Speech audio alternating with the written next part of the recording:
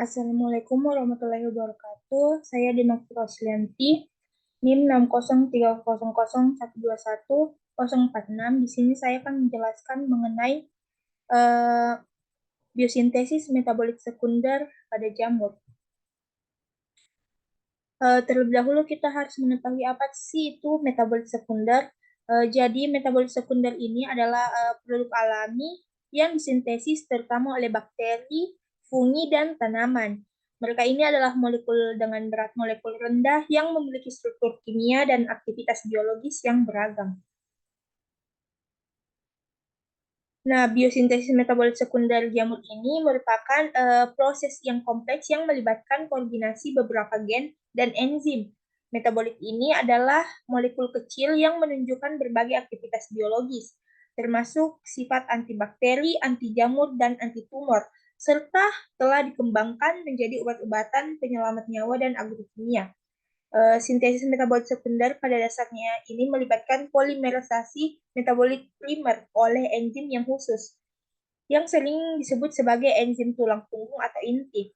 Nah, enzim-enzim ini akan bertanggung jawab atas pembentukan struktur dasar metabolit, yang kemudian dimodifikasi oleh enzim penghias untuk menghasilkan produk akhir.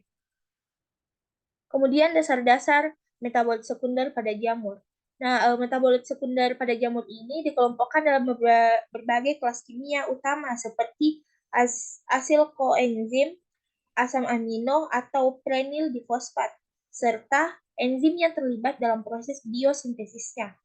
Nah, dalam jamur ini terdapat dua jenis PKS yang ditemukan, PKS tipe 1 dan PKS tipe 3. Nah, PKS tipe 1 ini merupakan megaenzim dengan beberapa domain yang digunakan berulang kali untuk memperpanjang tulang punggung poliketida yang sebagian besar berasal dari asetil dan melonil koenzim. Sementara itu, PKS tipe 3 itu merupakan enzim yang kecil yang terdiri dari domain ketosintase tunggal. Nah, enzim ini mengkatalisis kondensasi berulang dari asetil koenzim, lemak awal, dan beberapa unit extender, terutama malonyl koenzim. Nah, contoh-contoh dari metabolit sekunder pada jamur ini ada beberapa, yaitu ada poliketides, ada non-ribosomal peptides, ada hibrid poliketide peptides, ada dihibrid peptide poliketides, ada non-ribosom peptide like, ada terpedes, ada indole alkaloids, ada NIS atau NRPS independent siderophore, ada RIPS atau ribosomally synthesis and post-translationally modified peptides, dan ada unconventional compounds atau senyawa non-konvensional. Kemudian regulasi produksi metabolit sekunder. Nah, kelompok gen biosintesis atau BGC dikendalikan oleh berbagai tingkat regulasi yang saling terkait. Nah, BGC ini dapat mengandung gen yang mengodekan faktor transkripsi yang mengatur ekspresi lain dalam BGC dengan mengikat promotor mereka. Kemudian regulator global juga dapat mengatur ekspresi BGC jamur secara langsung sebagai respon terhadap sinyal lingkungan dan kondisi pertumbuhan. Ekspresi BGC jamur ini juga diatur melalui modifikasi kromatin yang melibatkan kompleks protein histon dan DNA, baik metilasi DNA maupun modifikasi histon pasca translasi adalah suatu perubahan epigenik yang mempengaruhi produksi senyawa metabolit sekunder pada jamur.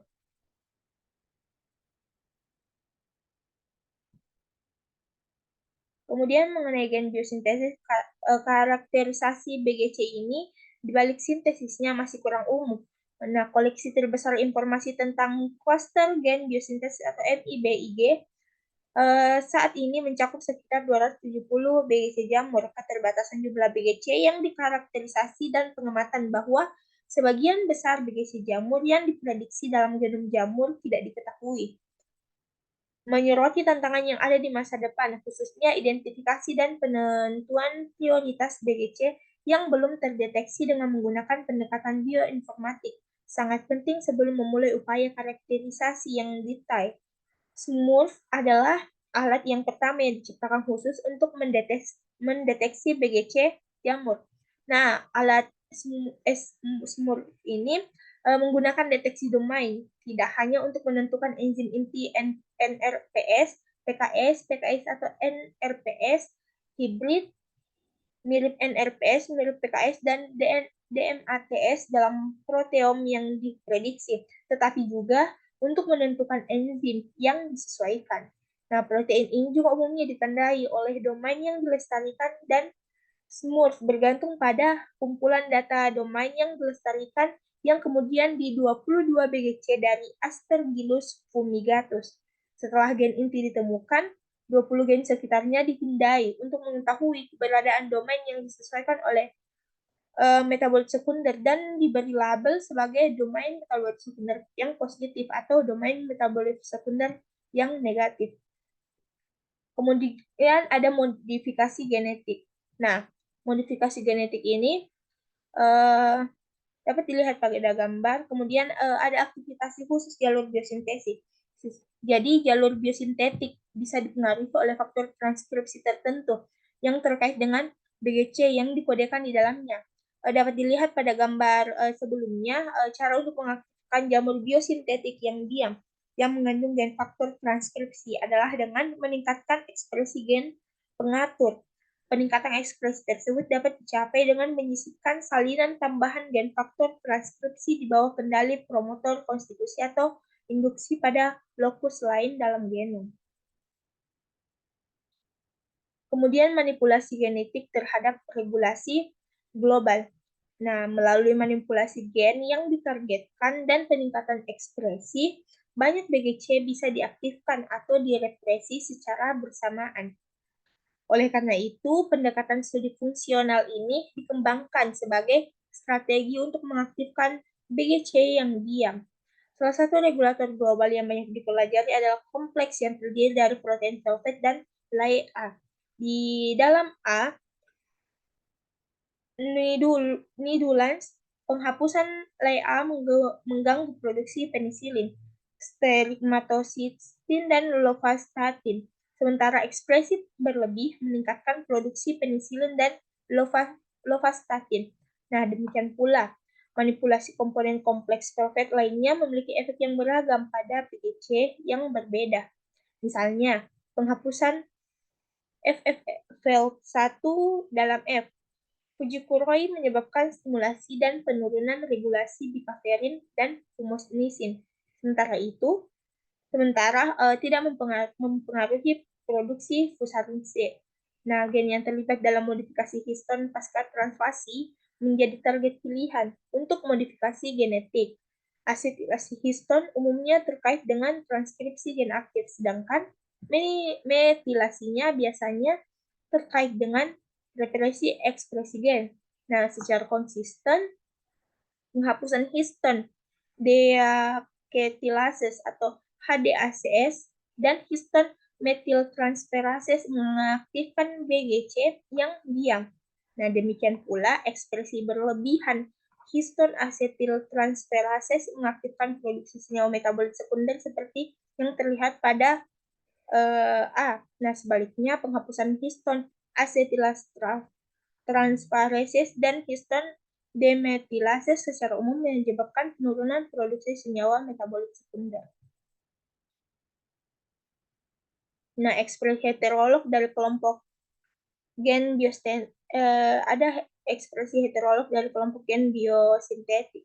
Nah, banyak spesies jamur berfilamen telah digunakan untuk ekspresi heterolog, terutama berasal dari marga Aspergillus seperti A. nidulum, Aspergillus niger, Aspergillus oryzae, serta Penicillium dan beberapa spesies Fusarium. Host yang paling umum digunakan adalah Aspergillus oryzae karena keunggulannya dalam pengembangan bioteknologi jangka panjang untuk fermentasi yang cocok untuk produksi enzim dan metabolit aman.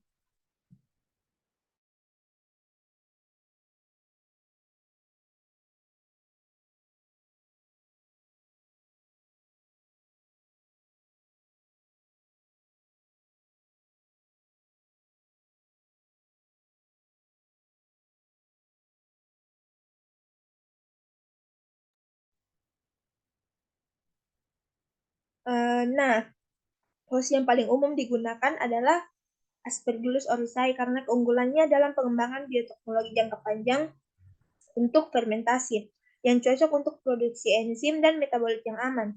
Nah, saat ini strain NSAR1 dari Aspergillus oryzae menjadi host utama untuk ekspresi BGC jamur karena keempat penanda auxotrofiknya memudahkan transformasi dengan berbagai plasmid yang mengandung berbagai jenis BGC.